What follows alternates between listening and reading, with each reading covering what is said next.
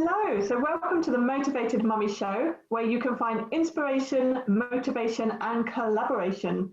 So today I'm here with the lovely Francesca Manca, who's from Liverpool, and I'm going to pass it over to you now, Francesca, to introduce yourself. Thank you. So my name is Francesca, and I'm obviously Italian, but I've lived in Liverpool for 10 years now. I have a son who's 10 and he's on the spectrum. He's got pathological demand avoidance. I've been running my own business for 2 years now, and prior to that I've been in marketing and events and business growth for over 20 years because I'm very old. And that is me. My company originally set up as a marketing consultancy, but then over the last 18 months, I noticed that the people who were coming to me were always the same kind of people. So either female founders or special needs entrepreneurs that were coming to me because they had a specific business idea. They wanted to know if it was viable and how to make it become a business. And so in January this year, 10 days ago, I launched my new branding, Underwing, where I specifically say I specialize in female founders and special needs entrepreneurs. Fantastic. That's such a great niche, isn't it? Because I haven't heard anyone else specializing in that department before. No, there isn't anyone who does. And what happened was, when I discovered about my son, PDA was very, very newly diagnosed. There wasn't much. So I really studied, and I ended up doing a diploma course in PDA, and then started helping families, and then adults started coming to me. That was something I was doing completely for free.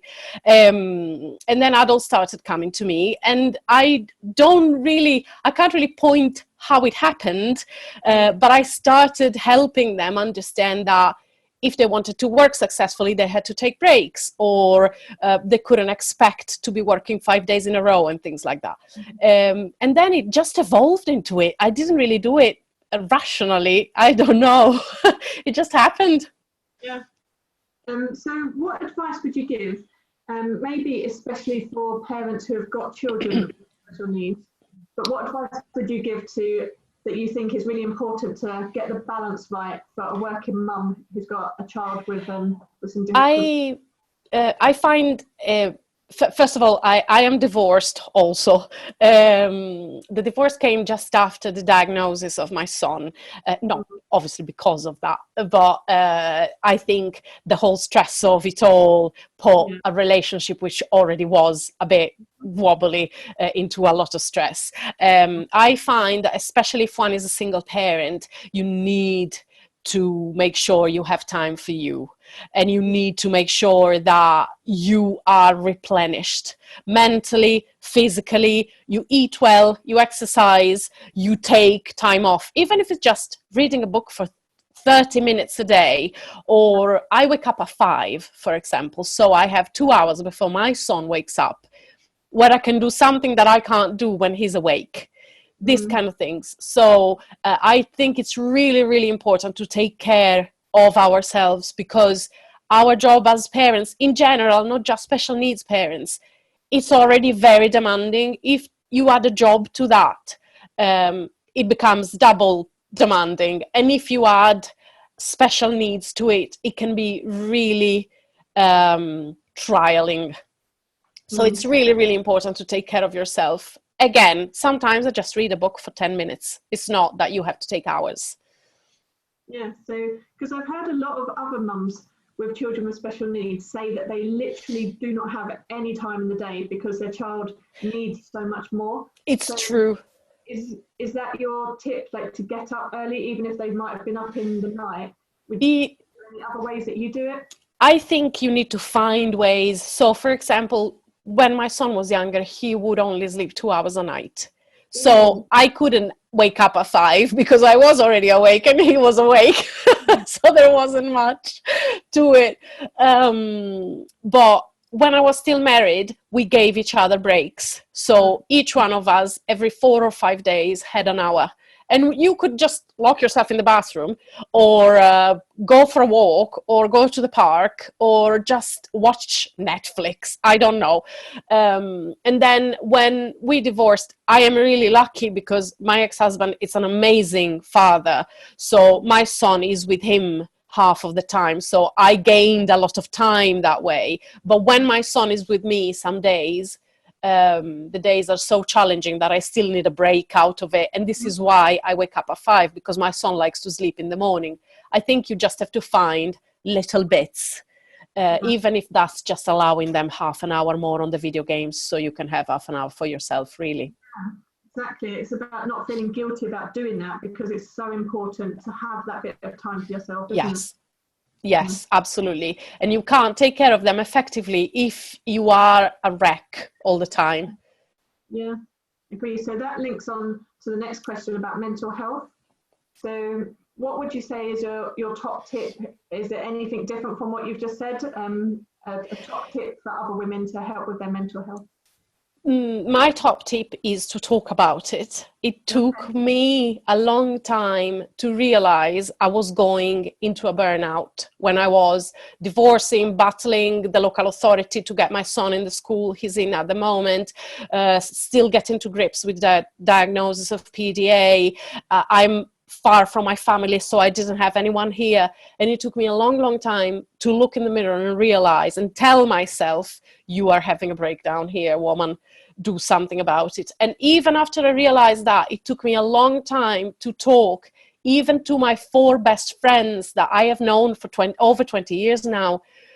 And my top of all of other tips is talk to someone about it, because then they'll be your accountability buddy. They'll help you to do something about it.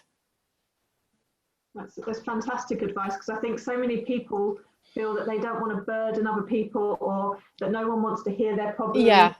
But it's not true. Your family and your friends will want to.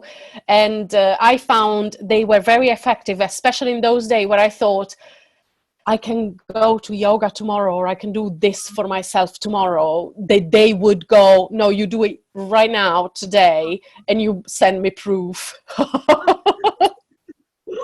Definitely a coach, aren't they? Yes. So you help people set up businesses, and what can you teach us if somebody is listening at the moment? What knowledge can you pass on from your expertise to them? The fact that no idea is silly, and no idea is not doable if you find a way. And also, if you have an idea of something that's already on the market, that doesn't mean that your idea is not better than what's already there. So always start from your research to see if your idea is feasible, and then put little steps in place, so that it's never the big project in front of you. It's more little steps that you can see, okay, so today I just set up Instagram, and then tomorrow I just set up a little piece of the website, and then I write a little bit of a bio about me, and then so that then in a month you've done all the steps that were required for you to set up a business, but you've done them bit by bit, so it wasn't that overwhelming, like the big picture that everyone says all the time, I can't do it because it's such a big thing. If you break it down, it's not a big thing, it's a lot of little things. So there is hope. If somebody's watching this, and a child with a disability, and they're having to give so much of their time. Sorry. That's okay. It's still very feasible to start a business, isn't it? Absolutely, yes. You just have to be realistic. So you can't expect to do 10 hours a day on a job if you're caring for a special needs child. Be prepared to the fact that there's going to be setbacks. Some days you want to do something, you won't be able to. You have to take it to the next day. You have to take it to 2 days down the line, sometimes 1 week down the line.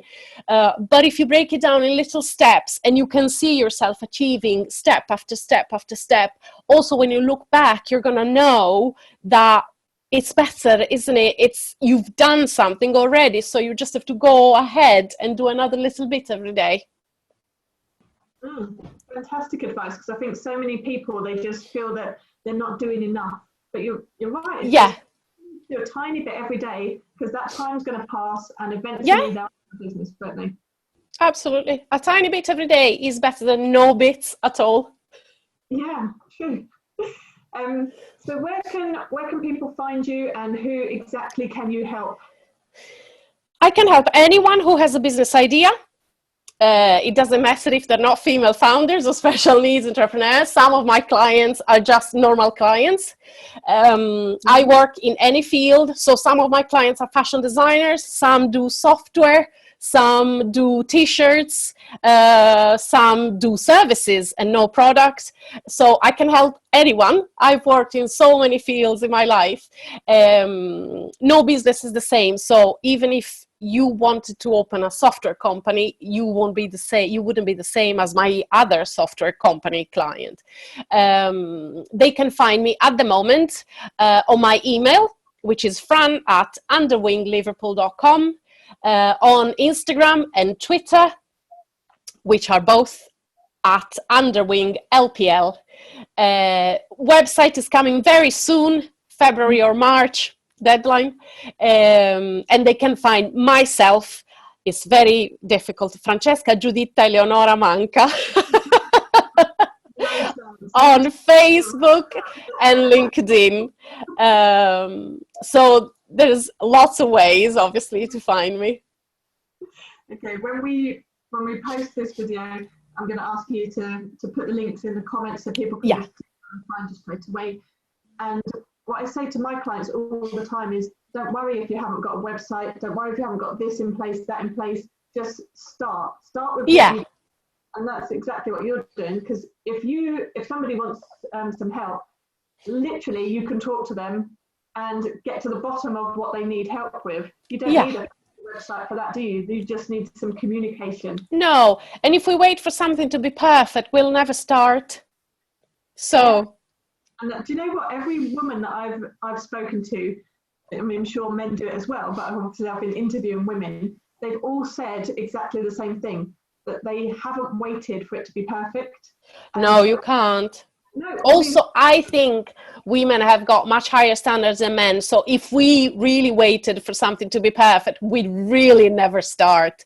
Whether men would go, yeah, that'll do, and go, we are very different. So it's lovely to just keep reinforcing that all the time, to just be perfect, just do it, get it out there. Yeah. The only thing that can happen is that you make a mistake, and you can always, turn around and say, that was a mistake, let's start again, and do it better the next time. Yeah, and that's how we grow, isn't it? We learn. Yeah. If our children are learning to walk and they fall over, we don't go, oh, that's silly, you're not going to learn to walk. Yeah. Yeah. Yeah. Off you go again. Yeah, definitely. Okay, so it was absolutely lovely talking to you. I appreciate your time. Thank you very much. Thank you so much for having me. It was lovely speaking to you. You're very welcome. So take care and have a fantastic day. Thank you. Bye.